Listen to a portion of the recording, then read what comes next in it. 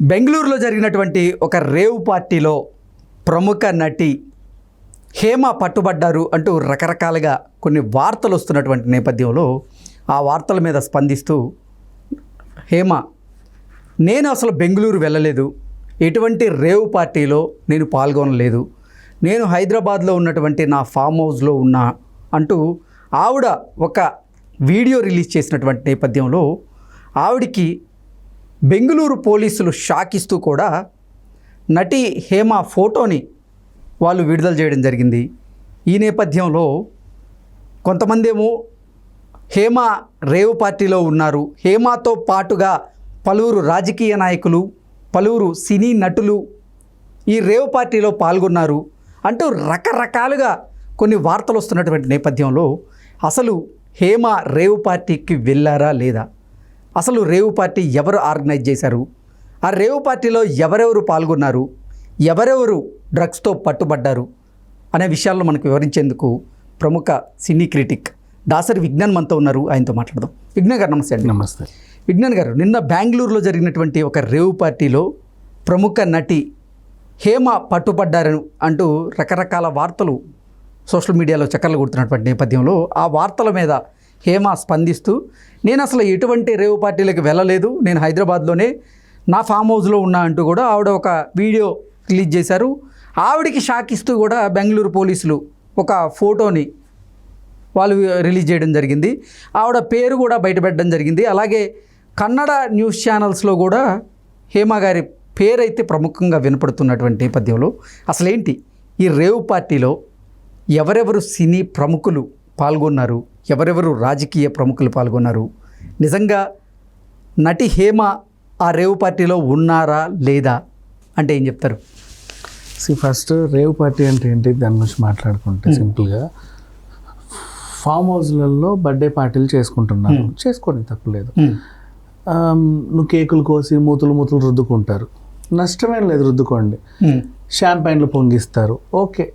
కొంచెం బ్యాచిలర్స్ బీర్లు పొంగించుకుంటున్నారు, అలౌడే కదా.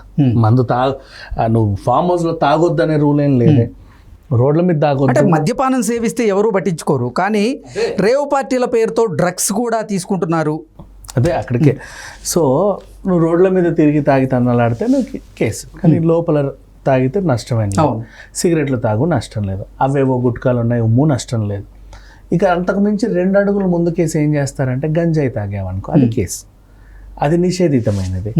నెక్స్ట్ అదే పార్టీలో నువ్వు ఇంజక్షన్ల దగ్గరికి వెళ్ళి ఇంకా ఎండియా ట్యాబ్లెట్ల దాకా వెళ్ళి ఆ పౌడర్ల దాకా వెళ్ళి కొకైన్ల దాకా హెరాయిన్ల దాకా వెళ్తే ఇంకా పదార్థాల జోలికి వెళ్తే ఇంకా అంతే సంగతి నీ కథ. సో అండ్ నెక్స్ట్ ఇప్పుడు ఇంకోవైపు నువ్వు బర్త్డే పార్టీలో చేసుకుంటే నష్టమేం లేదు, నువ్వు ఇవన్నీ తీసుకోవాలి కాబట్టి ఒక అనుకూలమైన లొకేషన్ వెతుక్కుంటూ ఫామ్ హౌస్కి వస్తున్నావు. అంతవరకు బాగానే ఉంది, తీసుకున్నావు, నీ ఊహల్లో నువ్వు తేలుతున్నావు. దీంతో పాటు అమ్మాయిలు కూడా వస్తున్నారు, కొంతమంది అమ్మాయిలు తెచ్చుకుంటున్నారు, లేదంటే కొంతమంది అమ్మాయిలు వస్తున్నారు. ఆ విధంగా అబ్బాయిలు అమ్మాయిలు ఉన్నారు. అందరూ మత్తెక్కిన తర్వాత ఎవరింటి మీద బట్టలు ఉంటున్నాయో లేవో ఎవరికి తెలియట్లా, రాత్రి ఎవరి దగ్గర పడుకుంటున్నారో తెలియట్లా, మార్నింగ్ ఎవరి దగ్గర లేస్తున్నారో తెలియట్లా. ఆ విధంగా విచ్చలవిడితనంలో ఆ మ్యూజిక్తో ఒక ట్రాన్స్లోకి వెళ్ళిపోయే ఈ పార్టీలు, అశ్లీలమైన పార్టీలన్నీ రేవ్ పార్టీల కిందకి వచ్చాయి.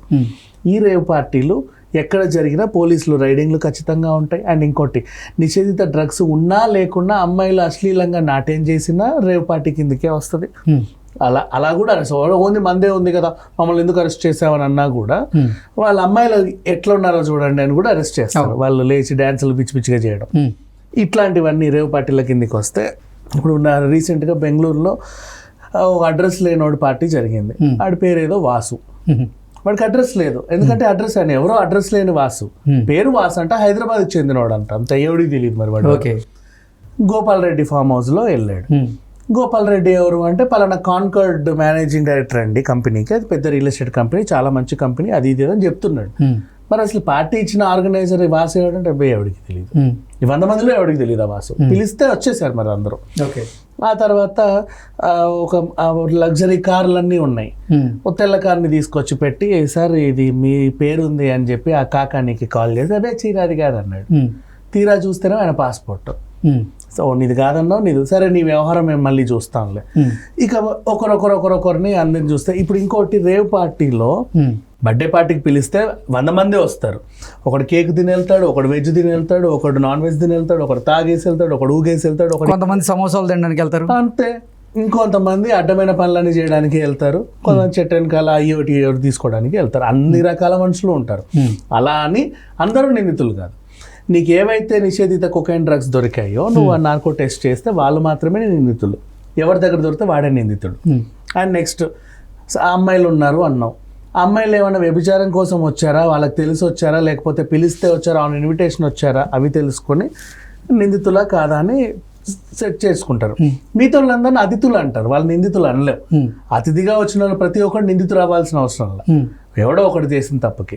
సో ఈ అతిథులను వదిలేసి నిందితులను అరెస్ట్ చేస్తారు. కాకపోతే అతిథులైనా నిందితులైనా ఉన్నోళ్ళందరి పేర్లు పోలీసులు చెప్తారు, రైట్. అండ్ ఈ అతిథులని వదిలేసిన తర్వాత కూడా ఏమంటారంటే, మళ్ళీ పిలిస్తే మీరు రావాల్సి ఉంటుందండి, ఇప్పుడంటే వదిలేస్తున్నాం, మీరు అతిథి అన్నారు కాబట్టి. అంటే మా దగ్గర ఇంకేం లేవు, నీ చేతిలో ఏం దొరకలా, నువ్వేం తిన్నట్టు తాగినట్టు తెలియలా, కానీ వచ్చావు. అడిగితే నా ఫ్రెండ్ బర్త్డే పిలిచావు, రామా అంటున్నావు, సరే వచ్చావు, ఇప్పుడైతే అతిథివేగా, ఓ పిలిచినప్పుడు రా, అలా చెప్పేసి ఈవెంట్ వదిలేసారు. మిగతా వాళ్ళని తీసుకెళ్లారు. ఇప్పుడు ఇంకా అక్కడే ఉంది. మార్నింగ్ న్యూస్ అంతా వచ్చేసరికి పెద్ద పెద్దగా అయ్యో ఏం చేయాలి అర్థం కాక ఈవిడ ఏం చేసేది, ఫోన్లు చేశారు, మేడం మీరు ఏదో ఇరుక్కున్నారంట, ఫామ్ హౌస్లో పెద్ద ఏదో అంట, చెప్పండి అంటే, ఏహే మీరు ఇట్లా ఉండండి, వీడియో రిలీజ్ చేసింది. నేను ఫామ్ హౌస్లో ఉన్న మాట నిజమే, కానీ ఇది హైదరాబాద్ ఫామ్ హౌస్, ఇది ఆ ఫామ్ హౌస్ కాదు. నేను ఫామ్ హౌస్కి వచ్చాను, సండే ఏదో ఆహ్లాదంగా ఎంజాయ్ చేయడానికి వచ్చాను, వర్షం చల్లగా ఉంటే బాగా అనిపించింది నాకు, ఇది హైదరాబాదే, ఇక్కడే మా ఇల్లు ఇక్కడ ఉంటే కొంచెం పడిపోతే ఇదే ఫామ్ హౌస్, ఇక్కడే ఉన్నాను నేను, తెలుసా, కావాలంటే చూడండి, అంటే హేమ చేసినటువంటి ఆ వీడియో ఏదైతే ఉందో అదే ఆవిడ కొంప ముంచింది. ఆ వీడియోలో ఆవిడ ధరించినటువంటి వస్త్రాలు ఏవైతే ఉన్నాయో సేమ్ అదే వస్త్రాలు కూడా బెంగళూరు పోలీసులు రిలీజ్ చేసినటువంటి ఆ ఫోటోగ్రాఫ్లో కూడా సేమ్ అదే వస్త్రాలు ధరించింది ఆవిడ. మార్నింగ్ వదిలేశారు వాళ్ళైతే అతిథి అని చెప్పినందుకు. వదిలేసిన తర్వాత ఈవిడ ఏం చేసింది, జనాలకు ఎంత బ్యాడ్గా వెళ్తుందో అని చెప్పి వీడియో రిలీజ్ చేసింది. కావాలంటే చూడండి, నేను వేసుకున్న చౌకమ్మలు చూడండి, ముక్క పుడక చూడండి, చెట్టు చూడండి, పుట్ట చూడండి అని చెప్పింది. బాగానే ఉంది, అందరూ అన్నీ చూశారు. చూసిన తర్వాత అయ్యో లేదు అంత మంచిగా చెప్తుంది, అదే ఉంది ఇక్కడ హైదరాబాద్లో ఉంది, వస్తాం మేడం ఒక గంటలో ఇంటర్వ్యూ ఇద్దాం, ఓకే 1 అవర్ కాదు, హాఫ్ అన్ అవర్లో రండి ఇక్కడే ఉంటానని చెప్పి అట్లా అంత ధైర్యంగా చెప్పింది. ఓకేనా, ఇకపోతే పోలీసుల కంటపడింది ఆ వీడియో. మిమ్మల్ని అతిథిగా వెళ్ళి మళ్ళీ పిలిచినప్పుడు రమ్మన్నామే కానీ ఇలాంటి కథలు పడమని చెప్పాల. ఆల్రెడీ మా మీడియా ఛానల్లో నీ పేరు వైరల్ అవుతుంది, నువ్వు నీ డ్యామేజ్ని కంట్రోల్ చేసుకోవడానికి నేను హైదరాబాద్లో ఉన్నాను అబద్ధం ఎలా చెప్తావు, నువ్వు చెప్పింది అబద్ధం, నువ్వు బెంగళూరులో ఉండి హైదరాబాద్లో ఎలా చెప్తావు అంటే బెంగళూరు పోలీసులో క్రెడిబిలిటీ దెబ్బతింటుందని వాళ్ళు భావించారా? ఎగ్జాక్ట్లీ, నీ అంత కావాలంటే వెంటనే ఫ్లైట్ వేసుకొని హైదరాబాద్ వెళ్ళు. ఇప్పుడే నిద్ర లేచానండి ఇవన్నీ చూసి నాకు అర్థం, నేను చూడండి నేను హైదరాబాద్ అప్పుడు పెట్టు లొకేషన్, అది నీ క్రెడిబిలిటీ నీది, రైట్. నువ్వు ఇక్కడ ఉండి మా క్రెడిబిలిటీ ఎలా దెబ్బతీస్తావు? నువ్వు హైదరాబాద్లో అంటే నేను గురించి న్యూస్ నేను అంటే మా రిపోర్టర్లందరూ పిచ్చోళ్ళ చూసిన వాళ్ళంతా మా మీడియా వాళ్ళమా మాకిదా అని చెప్పేసి వీళ్ళు ఆ విధంగా వాళ్ళ క్రెడిబిలిటీ దెబ్బతింటుందని చెప్పేసి ఉండమ్మ కథ నీ సంగతి ఏందో నేను చెప్తా అని చెప్పేసి ఆవిడ ఏ డ్రెస్తో ఉంది, ఏ బ్యాక్గ్రౌండ్లో ఉంది ఆ ఫోటోలను రిలీజ్ చేసి, హేమ ఇక్కడ ఉంది కానీ మేము చెప్పట్లా ఈమె డ్రగ్గులు తీసుకుందని చెప్పట్లా, ఈమె వ్యభిచారానికి వచ్చిందని చెప్పట్లా, ఈమె కార్స్ ఆడడానికి వచ్చిందని చెప్పట్లా, మందు కొట్టడానికి వచ్చిందని నేను చెప్పట్లా, ఈమె అతిథిగానే వచ్చిందని మేము భావిస్తున్నాం. కానీ ఇక్కడున్న 100 మందిలో మాత్రం హేమ ఉంది, ఇది మాత్రం నిజం. ఆవిడ నేరస్తురాలా, నిందితురాలా, లేకపోతే పాప అమాయకురాలా అనేది తర్వాత తేలుతుంది. ఇప్పుడైతే ఆవిడ చెప్పిన వీడియో అబద్ధం అని చెప్పి వీళ్ళు చెప్పారు. ఇక తెర వెనుక మరోవైపు శ్రీకాంత్ ఎవరో కొంచెం హ్యాండ్సమ్గా ఉన్నాడు, హీరోలాగా ఉన్నాడు అబ్బాయి, కొంచెం అందంగా ఉన్నాడు, అలా అడ్డు పెట్టుకొని ఇలా వెళ్ళాడు, కెమెరాకి చిక్కాడు. అక్కటౌట్ అట్లా చూడగానే హీరో శ్రీకాంత్ అనిపించింది వాళ్ళకి. హీరో శ్రీకాంత్ అని చెప్పేసి మళ్ళీ మీడియా కథనాలు రాయగానే శ్రీకాంత్కి ఫోన్లో, ఏరా హేమతో పాటు నువ్వు దొరికావంట కదా అని వాళ్ళ ఫ్రెండ్స్ అందరూ, అదేంటి ఇట్లా జరుగుతుంది, నా పేరు ఎందుకు వచ్చిందని చెప్పేసి ఆయన అప్పుడే, ఇది ఒరిజినల్ వీడియో, ఆయన ఇంట్లో నుంచి వస్తూ, ఆయన ఇల్లు శ్రీకాంత్ తెలుసు కదా, ఇంట్లో నుంచి వస్తూ ఆ ఇంట్లో వీడియో తీసి చెప్పాడు. సో శ్రీకాంత్ కాదు. ఇక హేమ విషయానికి వస్తే అదే ఫామ్ హౌస్లో ఉండి హైదరాబాద్ ఫామ్ హౌస్ అని చెప్పింది. ఇంకెంతమంది ప్రముఖులు ఉన్నారు, ఇంతక కాకాని పాస్పోర్ట్ సంగతి ఏంటి, అండ్ ఇప్పటివరకు 100 మంది పార్టీలో ఉంటే 3-4 పేర్లు ఎందుకు వస్తున్నాయి? అండ్ నెక్స్ట్ అంటే 100 మందికి పైగానే వాళ్ళ రక్త నమూనాలని సేకరించినట్లుగా పోలీసులు ఒక సమాచారం అయితే అందుతుంది. వచ్చినప్పుడు వీళ్ళు మళ్ళీ రావాల్సి ఉంటుంది.